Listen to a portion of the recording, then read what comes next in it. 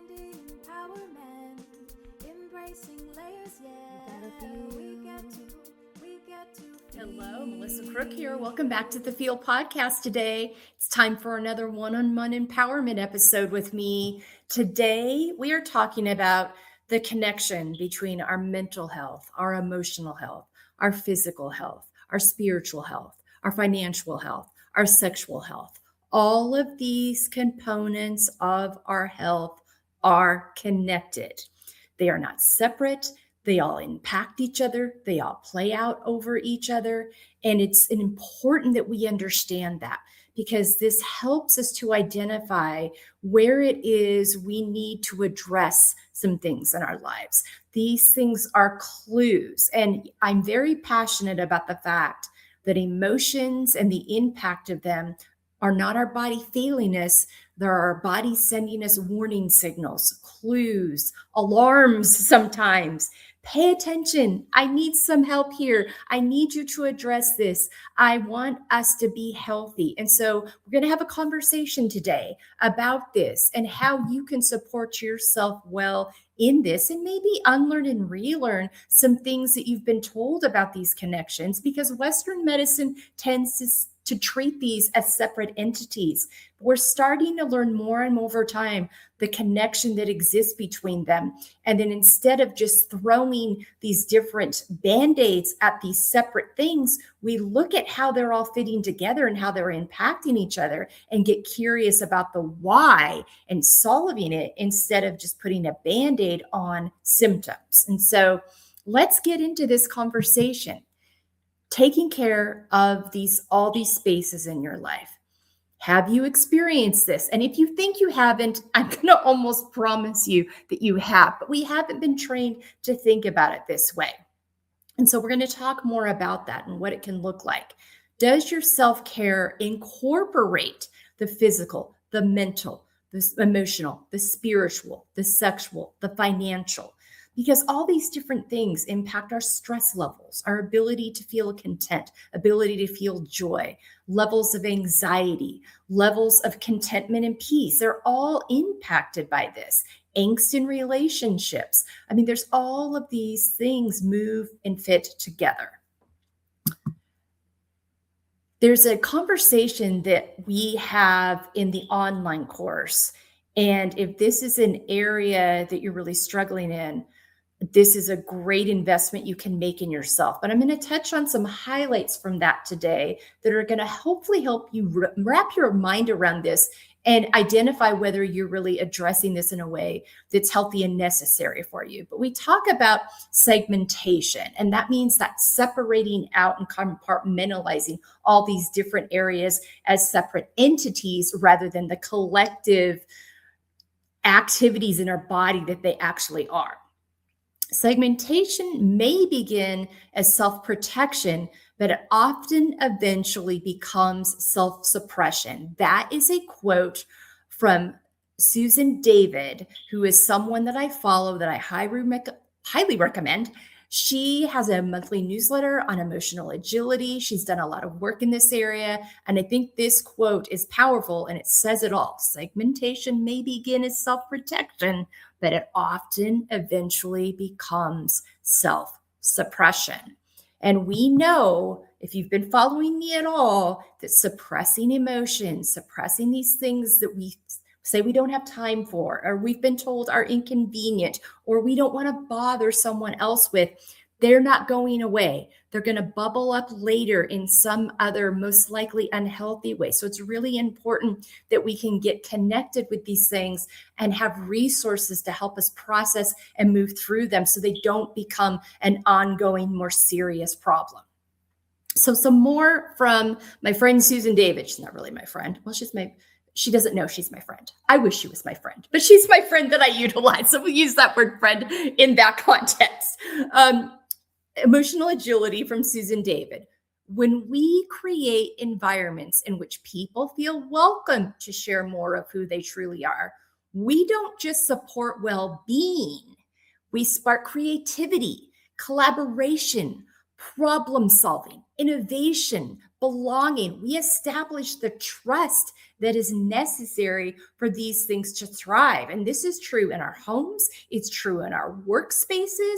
It's true in our social gatherings, in faith spaces. This is really language and application that applies across the board in multiple areas of our life. More from Susan David. Integration doesn't require a grand gesture. It starts with small, honest moments. And you've heard me talk about these small moments that add up before when I'm talking about self-care, especially. Sometimes we think we have to, assign mass amounts of time. And in this case, we think we have to have these big grand gestures, but it's really those small, intentional, honest moments that add up. And for emotions, that means naming what you feel, showing up with curiosity, not judgment, making room for someone else's discomfort without rushing to fix it. We tend to, we want to fix things because many times we have these codependent ideas that it's our problem and it's our responsibility to solve and fix everything else in everybody else's life. And it also gives us a sense of value. And that's not healthy because our value needs to be based on who we are, not what we do or how we show up for other people. It also can come up when it's just something we're uncomfortable with and we just want it to go away. So we want to hurry up and try to fix it so we don't have to deal with the angst of it anymore. But this is not where you solve these things. That's some of those Band-Aid things I was talking about. It's that ability to make room for and sit with our own discomfort, others' discomfort, and be reflective and allow us to feel it and name it and identify, where do we think this is coming from? What do I need to help me resolve this, move through this? What kind of support do I need to help me do this in terms of other people? And sometimes, instead of solving it, people just need us to sit with them. We just need to sit with ourselves. And instead of filling our lives with a bunch of noise, make room to feel it. But we've grown up in a society and a culture that's told us those things are uncomfortable. Those things are inconvenient. Though people don't want to hear about those things. And it just ends up getting shoved under the rug. And that is not good for anyone. These things don't go away. They store in our body. And like I've said, they can come out and show up in some really unhealthy ways later on. So making that room, showing up with curiosity, and actually naming and acknowledging what you're feeling without judgment, allowing it. Again, I don't believe in good or bad emotions. Some are more difficult and some are easier, but they are clues to let us know what's happening, what needs to be dealt with, what needs to be acknowledged, what needs to be processed. How do you view emotions? And I just touched on this. We're going to hit on it again because I think this is such an important part of being able to deal with this in a healthy way. Do you label and judge your emotions as positive or negative? Start by not labeling your emotions this way. Like I said, I'm going to say it again. I double down on this a lot because I think it's one of the most important steps you can take in being able to process your emotions in a healthy way and not allow them to stack up. It was pivotal in my journey and turning this corner in this area. Emotions are clues to what needs to be expressed, acknowledged, processed, and moved through. Instead of approaching emotions with judgment, get curious about them. What are they rooted in? Is what they are rooted in actually true? Or is this a thought you've been carrying around or a narrative that you were told when it comes down to it isn't actually true? And we treat our thoughts in these areas so many times as truth. And we have to unpack that and determine, is that actually true? Or is that just a thought that needs to be unlearned and moved on from? Allow yourself to experience the more comfortable emotions. It's good for your health to feel joy. It's good for your health to feel contentment. It's good for your health to feel peace. It's good for your health to laugh at that funny joke, at that comedy show. I think it's really important to remember sometimes when it feels like, oh my gosh, the world's on fire, it's not appropriate for me to feel joy or laugh. Yes, it is. That is how we refuel. That is how we keep our hope going. That is how we find our resources and our energy to continue to show up every day authentically in the ways that we were designed to keep moving forward, to be difference makers in our world, in our neighborhood, in our home, in our workplace. So yes, these things are good for your health. Also, I struggled for years with foreboding joy, just afraid to feel a joy because I was, oh, something else. That means something bad's going to happen now.